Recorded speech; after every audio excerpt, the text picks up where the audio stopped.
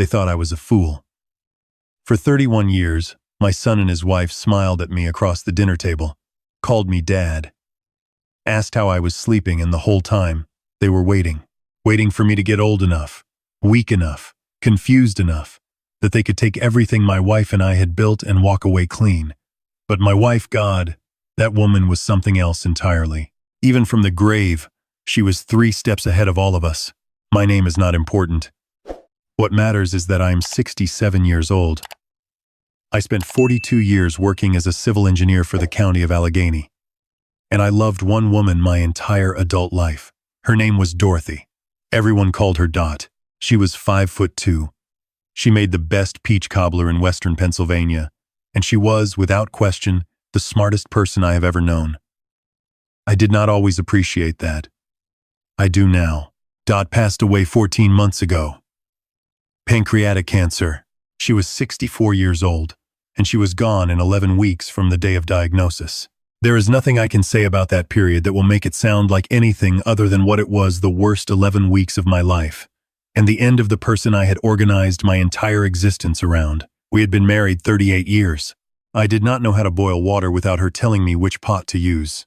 What I also did not know, what I could not have imagined, was that in those 11 weeks, while I was sitting by her hospital bed holding her hand and trying not to fall apart, Dot was quietly making arrangements. She was writing letters. She was making phone calls. She was meeting with a man named Gerald, who turned out to be an attorney I had never heard of, in an office I had never visited, about matters she had never once mentioned to me in 38 years of marriage. I found out about Gerald on a Tuesday morning in October, about 6 weeks after the funeral. But I need to back up, because you have to understand what was happening in my house before I can tell you what happened next. My son. I'll call him my son, because that is what he is. Biologically is 40 years old. He married a woman named Brenda 12 years ago. Brenda is the kind of person who walks into a room and immediately begins calculating what belongs to her. I noticed it early. I did not say anything because Dot told me I was being uncharitable, and I trusted Dot's judgment on people more than I trusted my own. In the years since, I have thought about that a lot. I think Dot saw exactly what Brenda was. I think she just had a longer game in mind. My son and Brenda had been living 40 minutes away in a house they owned. That changed when Dot got sick. Within 2 weeks of the diagnosis, my son called me and said he and Brenda wanted to move in to help with caregiving. I said yes. I was grateful. I was scared, and I needed people around me. And my son is my son. And you want to believe in your child no matter how old they get. They moved in March. Dot died in June. By August, I had noticed something I could not quite name at first. It was a feeling more than anything, a sense that I was a guest in my own home. Brenda had rearranged the kitchen without asking. My son had started referring to the house in a way that made my jaw tighten, saying things like, when we eventually have to think about this place, and we should probably start figuring out the logistics. I did not know what logistics he meant. I did not ask. I think I was still too deep in grief to want to know. The conversation that changed everything happened on a Sunday afternoon in late September. I was sitting in the living room in the chair that had been mine for 20 years, watching a football game with the volume low, and my son sat down across from me with the careful expression of someone who has rehearsed what they are about to say. He told me that he and Brenda had been talking. He told me that they were worried about me living alone, except I was not living alone. They were living with me, and that they had done some research and found a very nice senior living community about 25 miles away. He had a brochure. He actually had a printed brochure, which he set on the coffee table and slid across to me like a business proposal. I looked at the brochure. I looked at my son. I said, I am 67 years old, and I just lost my wife. I am not going anywhere. He said he understood, but that it was something to think about. Brenda came in from the kitchen at that exact moment, which told me she had been listening, and she sat down, and they both looked at me with the kind of patient, concerned expressions that made me feel like a problem to be managed rather than a person to be spoken to. Brenda said the house was a lot to maintain. She said it was a big property for one person. She used the phrase moving forward 4 times in 10 minutes, which is a phrase I have always associated with people who want to leave something behind without calling it what it is. I did not sleep that night. I lay in the bed I had shared with Dot for 30 years, and I stared at the ceiling, and I thought about what was happening. And somewhere around 2 in the morning, I got up and I went to Dot's side of the closet, which I had not yet been able to bring myself to go through. And I sat down on the floor in front of it, and I cried for probably an hour. And when I was done crying, I started going through her things. Not because I had any purpose in mind, just because I needed to feel close to her. In the back of the closet, on the top shelf, behind a stack of shoeboxes and a wool sweater folded into a plastic bag, was a manila envelope. It was sealed with a metal clasp and a strip of tape across the top. On the front, in Dot's handwriting, her careful, architectural handwriting that she had developed over 40 years of keeping meticulous records, were 2 words: for Raymond. Raymond is my name. I sat on the floor of that closet for a long time, with that envelope in my hands, before I opened it. Inside were 3 things. The first was a letter. The second was a smaller envelope, also sealed, with the words, "Open with Gerald" written on it. The third was a business card for an attorney named Gerald P. Whitmore, with an address on Forbes Avenue in Pittsburgh, and a handwritten phone number on the back in different ink, like it had been added later. I read the letter 3 times before I understood what I was reading. Dot's letter was 4 pages long, handwritten on the yellow legal pad paper she had always preferred. She started it the way she started every note she had ever left me, with my full name, like she was calling me to attention, like she knew I was the kind of man who needed to be paying attention before she started talking. She told me she was sorry for keeping a secret. She told me she had kept it not out of distrust but out of love, and that she needed me to understand that distinction before she explained anything else. She said that when we were first married, when we were young and broke and figuring out how to be adults together, she had become afraid. Not of me. Not of our marriage. She had become afraid of what she had seen happen to her own mother, who had been a woman of some practical intelligence, but who had left everything financial to Dot's father. And when Dot's father died young, and suddenly her mother had been left with nothing she understood and everything she needed, and it had broken her. Dot had decided, at 26 years old, standing at her father's funeral, that she would never let that happen, that she would always know something her husband did not know, that she would always have a door only she had the key to, not because she did not trust me, but because the world was unpredictable, and she had seen what unpredictability could do to a woman who was not prepared. So she had built something, quietly, steadily, over 38 years, she had built something. She did not tell me exactly what was in that sealed envelope, but she told me enough. She told me to call Gerald in the morning. She told me not to discuss the envelope with anyone in the house before I had spoken to him. She used the word anyone and underlined it once. She also said this, and I have read this part more times than I can count. You are not a fool, Raymond, even when you act like one. You are a good man, and I have loved being your wife. Do not let anyone make you feel small in the home we built together. You have more ground to stand on than you know. I folded that letter, and I put it in the inside pocket of my old work jacket hanging by the side door, and I put Gerald's business card in my wallet, and I went back to bed.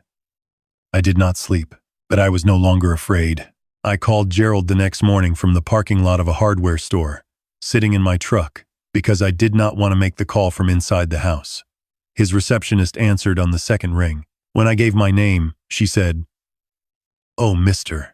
Raymond." "Yes, Mr. Whitmore has been expecting your call.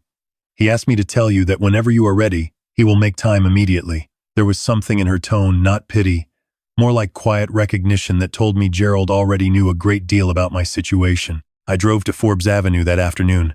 Gerald Whitmore turned out to be a man about 10 years older than me, silver-haired and unhurried, with the kind of office that had been the same for 40 years, and was proud of it.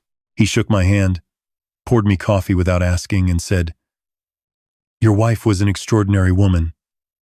I am sorry for your loss, and I am glad you called." Then he walked me through 38 years of Dorothy Elaine Mayfield's quiet, methodical, brilliant financial life. Dot had started saving separately within the first year of our marriage, not secretly in a harmful sense. She had simply opened her own accounts alongside our joint ones, and over the decades, she had contributed steadily and invested carefully, and never spent on anything that did not need spending on. She had a mind for numbers that she had never particularly advertised. She read financial publications the way some women read novels. She had made decisions conservative thoughtful, long-horizon decisions that had compounded over 4 decades into something that made me grip the arm of Gerald's leather chair when he told me the figure. But the money was not even the most important thing Gerald told me that afternoon. The house my son had been circling like it was already his, the house Brenda had been rearranging, like she was already the one in charge of it, was not owned the way I had assumed it was owned. Years ago, when we had refinanced, Dot had worked with Gerald to restructure the title. The property was held in a trust. The trust had a trustee. The trustee, as of the execution of the documents Dot had prepared in the weeks before her death, was me, solely me. And the terms of the trust were specific about what could and could not be done with the property, and by whom, and under what conditions. My son's name was not in those documents. Brenda's name was not in those documents. What was in those documents was a detailed, legally airtight set of instructions that gave me complete authority over the property for the duration of my life, and a distribution plan for afterward that Dot had thought through with the kind of care she brought to everything she did. Gerald also showed me a second document, a separate letter of instruction Dot had written specifically about the house and its current occupants. She had anticipated this.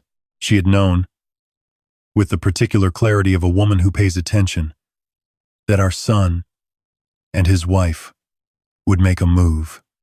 She had written it down. She had told Gerald what she expected to happen and what she wanted done about it. I sat in Gerald's office for 2.5 hours. When I left, I sat in my truck in the parking garage for another 20 minutes. I was not sad. I was not angry. Exactly. I was something I do not have a clean word for. It was like standing on ground you thought might be soft and discovering it was bedrock. That is the closest I can get to it. I drove home. My son was in the kitchen eating lunch. Brenda was somewhere in the back of the house, doing something I could hear but not identify. I sat down at the kitchen table, and I looked at my son, my 40-year-old son, who had brought me a brochure for a senior living facility, and I asked him how his day was going. He said fine. I said good. I ate a sandwich. I did not say anything else. I gave myself 1 week. I called Gerald every day during that week, from my truck in the hardware store parking lot. We went over everything. I understood everything. I was ready. On the following Monday morning, I asked my son and Brenda to sit down with me at the kitchen table. I told them I had been to see an attorney. I watched Brenda's expression change just a flicker, but it was there. I told them I had some information about the property that I wanted to share with them. My son said, of course, that they had been wanting to discuss the house anyway. He said it in the tone of a man who expects to be in charge of the conversation he is entering. I told them about the trust. I told them about my role as sole trustee. I explained what that meant in plain terms. I watched my son's face move through several expressions, confusion first, then recalculation, then something that looked like it wanted to be challenged, but could not quite find its footing. Brenda asked who had set this up. I told her that Dot had set it up, with help from her attorney of many years, and that it had been in place for considerably longer than they might expect. Brenda said that she was sure there were options, that these things could be revisited, that they should all get together with a lawyer and look at what could be done. She said the word options the way people say it when they mean loopholes. I told her there were no options. I told her I had already spoken with my attorney extensively, and the documents were current, executed properly, and not subject to challenge. I told them this in the same tone I used to use in county planning meetings when a contractor tried to argue with load-bearing specifications. There is a version of my voice I save for moments when I need something to be finished, and I use that voice. Then I told them that I had also given some thought to the living arrangements. I told my son that I appreciated that he had wanted to help when his mother was sick. I told him I believed that part of him had meant it genuinely, and I still did. I told him that the current arrangement was not working for me, and that I was asking them to find another place to live. I said I thought 90 days was generous, and I was prepared to be generous. I said that I hoped we could handle this like adults, and that I did not want lawyers exchanging letters if we could avoid it, but that if it came to that, I was not afraid of it coming to that. The silence at that table was one of the longest silences I have experienced as an adult. My son started to say something and stopped. He looked at his hands. Then he looked at me, really looked at me, maybe for the first time in months, and I could see him trying to find the version of me he had constructed in his mind, the version that was tired and grieving and pliable and coming up with nothing, because that version was not sitting at the table. I was sitting at the table, 67 years old, 42 years of civil engineering, 38 years of marriage to a woman who had been quietly, lovingly, methodically making sure that no one could ever take the ground from under my feet. Brenda tried once more. She said that Dorothy would have wanted the family to stay together. She said it with the confidence of someone who believes they know a dead woman's wishes. It was the wrong thing to say. I think she knew it was the wrong thing to say the moment it came out, because something in my face must have shifted. I told her that Dorothy had in fact been quite specific about what she wanted. I told her that Dorothy had written it down. I told her that Dorothy had given it to an attorney and had it witnessed and notarized, and that if Brenda was curious about what Dorothy wanted, she was welcome to read the relevant documents, which I had copies of. Brenda did not say anything else. They were out of my house in 61 days. My son called me twice during that period, once to ask if I was sure, which I was, and once to say that he hoped I understood what I was doing to the family. I told him I hoped he understood what he and his wife had been doing to his father. That call ended shortly after that.